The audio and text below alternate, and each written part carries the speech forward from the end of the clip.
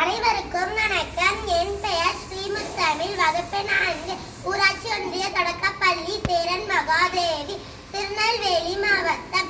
அதிகாரம் அன்புடைமை. குறளின் 78 குறள். என்பில் அதனை வேல் போல காய்மை, அன்பில் அதனை அறம். விளக்கம்: எலும்பு இல்லாத உயிரை வேலில் காய்வது போல அன்பு இல்லாதவரை அறமானது காய்த்து விடும். நன்றி, வணக்கம்.